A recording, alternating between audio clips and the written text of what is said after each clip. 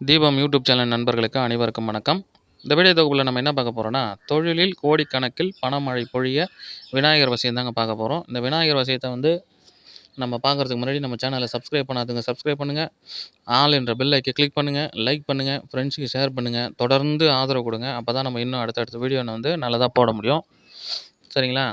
இப்போது வீடியோவை முழுசாக பாருங்கள், ஸ்கிப் பண்ணாத பாருங்கள். நான் சொல்கிற ஒவ்வொரு விஷயமும் உங்களுக்கு தெளிவாக புரியும்.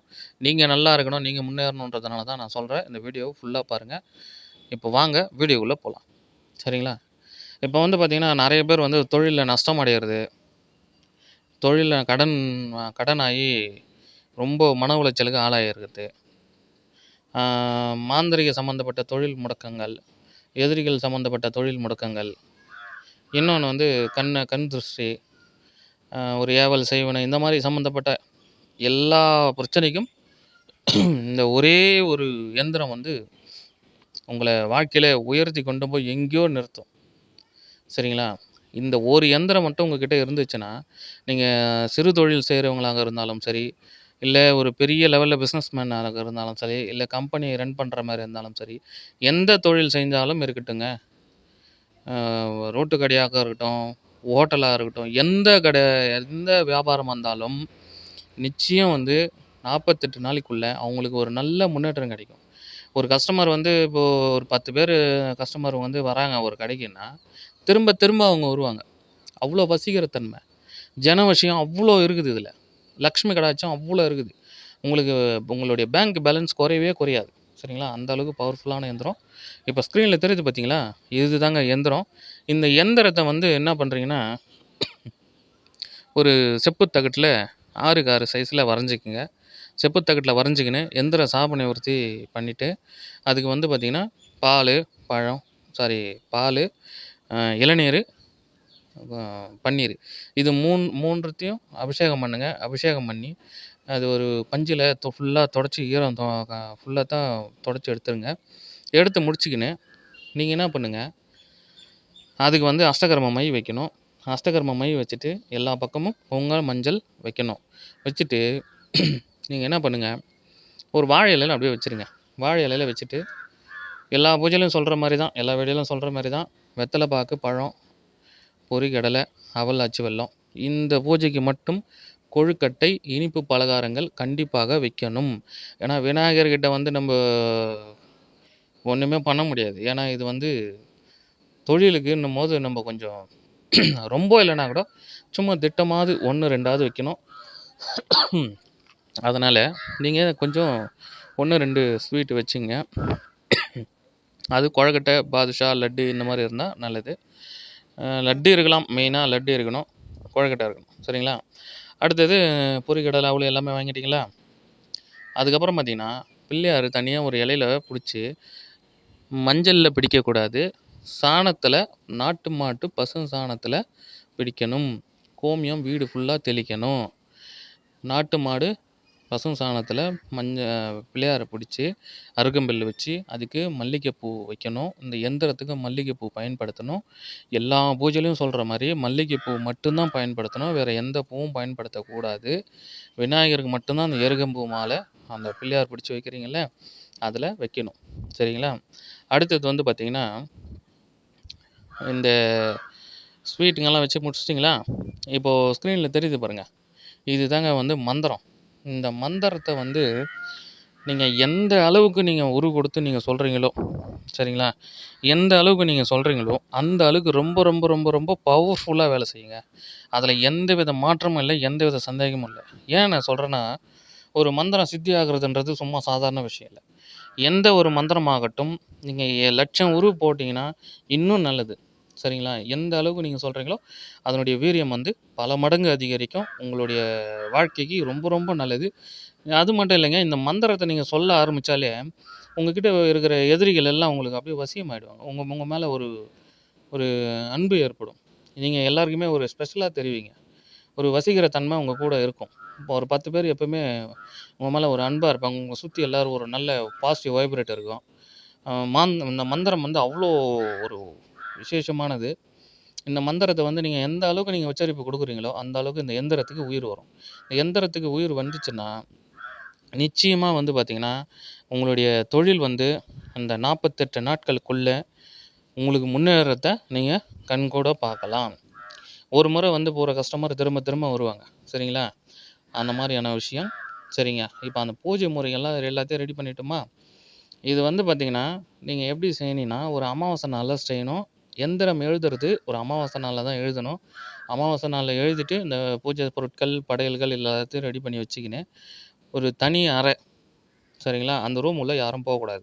நீங்க மட்டும் தான் இருக்கணும். மாடியா இருந்தாலும் ஓகே, இல்ல உள்ள பூஜை ரூமா இருந்தாலும் ஓகே. போயிட்டு காலையில பிரம்ம முகூர்த்தத்தில எழுந்து குளிச்சுட்டு, ஆண்களா இருந்தா வெள்ளை வேஷ்டி, பெண்களா இருந்தா அ புடவை, சிகப்பு கலர் புடவை எல்லாமே பண்ணலாம். சரிங்களா? ஆ இத என்ன பண்றீங்க, கிழக்கு முகமா அமர்ந்து இந்த இலை படையலு, இலை அந்த எந்திரம் எல்லாத்துக்குமே வந்து உங்களுக்கு முன்னாடி இருக்கணும். அந்த எந்திரத்துக்கு முன்னாடி வந்து அகல் விளக்கு சாணத்தில, நாட்டு மாடு சாணத்தில வச்சு, அதுக்கு மேல அகல் விளக்கு வச்சு, திரி வச்சு எரியணும். தீபம் அணையக்கூடாது. அது மட்டும் இல்லைங்க, இந்த எந்திரம் தாங்க தெய்வம். எந்திரம் தான் விநாயகர். ஏன்னா, இந்த எந்திரத்துக்கு நீங்க எந்த அளவுக்கு இந்த மந்திரத்த சொல்லி உச்சரிக்கிறீங்களோ, அந்த அளவுக்கு நல்லது. 1008 முறை காலையில 1008 சாயங்காலம் 1008 கண்டிப்பா நீங்க சொல்லணும். விநாயகர் பூஜை வந்து சும்மா சாதாரணமானது இல்ல. ரொம்ப, ரொம்ப, ரொம்ப ஒரு ஸ்பெஷலு. விநாயகர ஒரு முறை உங்களுக்கு வசியம் ஆயிட்டாருன்னா, நீங்க வணங்கிட்டீங்கன்னா, உங்களுடைய பேங்க் பேலன்ஸ் என்னைக்குமே குறைய விட மாட்டாரு. அது மட்டும் இல்லைங்க, எக்காரணத்த கொண்டும் வந்து உங்களுடைய வாழ்க்கையில நீங்க தோத்து போக அவரு விடவே மாட்டாரு. உங்களுக்கு உறுதுணையா இருப்பாரு. உங்களுக்குள்ள ஒரு பாசிட்டிவ் வைப்ரேட் இருந்துக்கின்னே இருக்கும். உங்களுக்குள்ள ஒரு நம்பிக்கை பிறக்கும். உங்கள பார்த்தாலே எல்லாருமே வந்து ஒரு வசீகர தன்மை ஏற்படும். ஐயோ! அவரா? ரொம்ப நல்ல மனுஷன்பா. அவரு ரொம்ப ரொம்ப நல்லவருப்பா. அப்படின்ற ஒரு ஒரு கவரக்கூடிய மனிதரா மாறிடுவீங்க. அந்த அளவுக்கு வந்து இந்த விநாயகர் மந்திரம் வந்து வேலை செய்யும். எந்திரமும் அப்படிதாங்க. நீங்க ஒரு க ஒரு ஜவுளி கடையிலயோ, இல்ல ஒரு ஹோட்டல்லயோ இந்த ஒரு எந்திரத்த மாட்டி வச்சுட்டீங்கன்னா, தினமும் அதுக்கு ஒரு சும்மா ஒரு 2 வத்தி காமிச்சீங்கன்னா போதும். தினமும் மல்லிகைப்பூ ஒரு கொத்து மல்லிகைப்பூ வச்சு ஒரு 2 வத்தி காமிச்சீங்கன்னா போதும். பார்க்குற ஜனங்களுக்கு அந்த ஹோட்டல் சாப்பாடு நல்லா இருக்குதுப்பா. அங்க போலாம். அந்த ஜவுளி கடையில துணி நல்லா இருக்குது. புடவைகள் நல்லா இருக்குது. போலாம். அப்படின்ற மீண்டும், மீண்டும் கவரக்கூடிய எண்ணங்கள் வரும். அந்த கடைக்கு திரும்ப, திரும்ப போணுன்ற எண்ணம் மனசுல அடிக்கடி வந்துக்கின்னே இருக்கும். அந்த மாரி நீங்க எந்த அளவுக்கு வந்து மனமுருகி கடவுள நீங்க உச்சரிக்கிறீங்களோ, அந்த மந்திரத்த உச்சரிக்கிறீங்களோ, அந்த அளவுக்கு அந்த எந்திரத்துக்கு வந்து உயிர் வரும். 2வது வந்து பார்த்தீங்கன்னா, பூஜை நாட்கள்ல அனுஷ்ட ஆச்சாரங்களும் கடைபிடிக்கணும். எந்த ஒரு தீய பழக்கமோ, புகைப்பிடித்தல், அ தண்ணி அடிக்கிறது, டான்ஸ் போடுறது, எந்த ஒரு சின்ன கெட்ட பழக்கம் கூட இருக்கக்கூடாது. சுத்த பத்தமா இருந்து செய்யணும். காலையில, சாயங்காலம் முடிச்சிடணும். காலையில சூரியன் உதயத்துக்குள்ள முடியுங்க. இரவுல சூரிய மறைவுக்கு மேல செய்யுங்க. அது மட்டும் இல்லைங்க. கீழ வெறும் தரையில உட்காந்து நீங்க பூஜைய பண்ணக்கூடாது. மல்லிகை பூ மட்டும் தான் யூஸ் பண்ணணும். ஏன் நான் வெறும் தரையில வந்து பூஜை பண்ணக்கூடாதுன்னு சொன்னா, நீங்க சொல்ற மந்திரம் வந்து சித்தி ஆகாது. காரணம் என்னன்னா, கீழ வந்து வைப்ரேட்டு பாசிட்டிவா இருக்கலாம். நெகட்டிவ் வைப்ரேட்டா கூட இருக்கும். அதனால வந்து தர்பபாய் இருந்தா, தர்பபாய் மேல உட்காருங்க. அப்படி இல்லன்னா, நீங்க தோள்ல போட்டுக்கிற துண்ட அதுக்குன்னு புது துண்டு ஒண்ணு வாங்கி, கீழ அது மேல போட்டு உட்காருங்க. அப்படி அதுவும் இல்லன்னா, கோணி பை தெரியுங்களா? அந்த கோணி பை மேல போட்டு உட்காருங்க. சரிங்களா? அது மேல தாராளமா செய்யலாம். இன்னும் வந்து நாங்க வந்து எங்க வீட்டு இதுவுல வந்து எங்களுக்கு கலசமா வேணும்னாலும், இத கலசமா ரெடி பண்ணி நீங்க செய்யலாம். அதனால நீங்க அத பத்தி ஒண்ணும் பிரச்சனை இல்ல. நம்ப இஷ்டம் தான். அதாவது வசியம் மாந்திரீகத்தில வந்து விஷயம் ஒண்ணு தான். அத நம்ம எத்தினி பல விதமா செய்றோன்றது தான் செய்முறை. சரிங்களா? எப்படி வேணா செய்யலாம். அதனால நீங்க எந்த அளவுக்கு வந்து நீங்க மனமுருகி கடவுள வேண்டுறீங்களோ, அந்த அளவுக்கு உங்களுக்கு வந்து உடனே அருள் பெறுவாரு. தனி அறையில தான் படுக்கணும். ஏன்னா, நீங்க கும் தனி அறையில படுக்கும்போது, கடவுள் வந்து உங்களுக்கு ஒரு ஆசீர்வாதம் பண்ணுவாரு. உங்க கனவுல வந்து யானை ரூபமா வருவாரு. இல்ல ஒரு அரசன் இலை அந்த மாரி வருவாரு. எங்களுக்கெல்லாம் வந்து அரசன் இலையில வந்து காட்சி குடுத்தாரு. அந்த மாரி உங்களுக்கு ஒருத்தருக்கு ஒரு ஒரு ரூபத்தில வந்து காட்சி குடுப்பாரு. அதனால வந்து அவர் காட்சி குடுத்தாலுமே, நீங்க தொடர்ந்து 48 நாட்கள் பூஜை பண்ணுங்க. எந்த டெத்துக்கும், எந்த கெட்ட எண்ணங்களும் விட்டுடுங்க. நம்மளுடைய தொழில் நல்லா இருக்கணும், நம்ம குடும்பம் நல்லா இருக்கணும், நம்ம சுத்தி இருக்கிறவங்க நல்லா இருக்கணும். எல்லாத்தையும் நல்ல எண்ணங்கள விதைங்க. நல்ல கர்மாக்கள சம்பாரிக்கலாம். சரிங்களா? நீங்க சுத்த பத்தமா இருந்து இந்த 48 நாளைக்கு நீங்க செஞ்சு முடிச்சுட்டீங்கன்னா, நீங்க அதுக்கப்புறம் உங்களுடைய பேங்க் பேலன்ஸ் என்னைக்குமே குறையாது. நீங்க உட்கார கூட நேரம் இருக்காது. உங்களுடைய தொழில்ல வந்து உட்கார கூட நேரம் இருக்காது. ரொம்ப ரொம்ப பிஸி ஆயிடுவீங்க.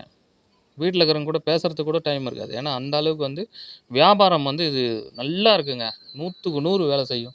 நான் அடிச்சு சொல்றேன். நாங்க இது செய்யற முறை, நாங்க எங்க கண்ணால, எங்க அனுபவத்தில நாங்க செய்ற முறை. அடிச்சு சொல்றேன். 100க்கு 100 வேலை செய்யும். நிச்சயமா செய்யுங்க. எந்தவித சந்தேகமும் வேண்டாம். சரிங்களா?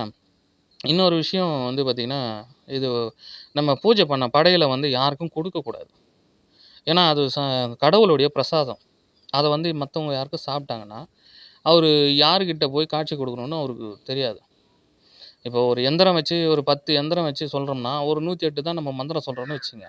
அந்த 108 எந்திரம் வந்து அந்த 10 எந்திரத்துக்கு பிரியும். பிரியும்போது அதனுடைய சக்தி கம்மியாகும். அப்போ ஒரே எந்திரத்த சொல்லி ஒரே 108 சொன்னீங்கன்னா, பவர் அதிகமா இருக்கும். 1008 சொன்னீங்கன்னா, பவர் அதிகமா இருக்கும். அதனால யாருக்கும் குடுக்காத நீங்களே சாப்பிடுங்க. அந்த அளவுக்கு திட்டமா வாங்கிக்கங்க. சரிங்களா? நீங்களே சாப்பிடுங்க. நீங்களே இது பண்ணுங்க. அப்பதான் வந்து கடவுள் வந்து சீக்கிரமா உங்ககிட்ட நெருங்கி வருவாரு. உங்களுக்கு ஆசீர்வாதம் பண்ணுவாரு. கொட்டாவி வரணும். இந்த மந்திரங்கள் உச்சரிக்க, உச்சரிக்க கொட்டாவி வரணும். அப்பதான் நல்ல சக்தியா இருக்கும். உங்க குலதெய்வம் வந்தா, குலதெய்வத்துக்கு வந்து பூஜை பண்ணுங்க. பூஜை பண்ணிட்டு தடையில்லாத செய்யணும்னு சொல்லுங்க. விநாயகர வணங்கிட்டு, இந்த பூஜையில இந்த மாரி உங்கள நான் வசியம் பண்றேன். எனக்கு எந்த தடையும் இல்லாத அவர்கிட்ட முறையா சொ வ வேண்டுதல் வச்சுட்டு, அதுக்கப்புறம் இந்த வேலைகள ஸ்டார்ட் பண்ணுங்க. நிச்சயம் உங்களுக்கு கை கொடுக்கும். எல்லா வளமும் பெற்று எல்லாரும் நல்லா இருக்கணுன்றது தான் என்னுடைய எண்ணம். அதனால தான் இந்த தொழில் வசியத்த நான் முக்கியமா போடுறேன். யாருமே எந்தவித கஷ்டமும் படக்கூடாது. எல்லாருமே நல்லா இருக்கணுன்ற ஒரு நல்ல எண்ணத்தில தான் நான் போடுறேன். இந்த வீடியோ உங்களுக்கு புடிச்சிருந்ததுன்னா, தொடர்ந்து நம்ம சேனல சப்ஸ்கிரைப் பண்ணுங்க. ஆல்ன்ற பெல் ஐக்க கிளிக் பண்ணுங்க. லைக் பண்ணுங்க. ஃப்ரெண்ட்ஸுக்கு ஷேர் பண்ணுங்க. தொடர்ந்து உங்க ஆதரவு குடுங்க. சரிங்களா? அடுத்த வீடியோல சந்திப்போம். நன்றி. வணக்கம்.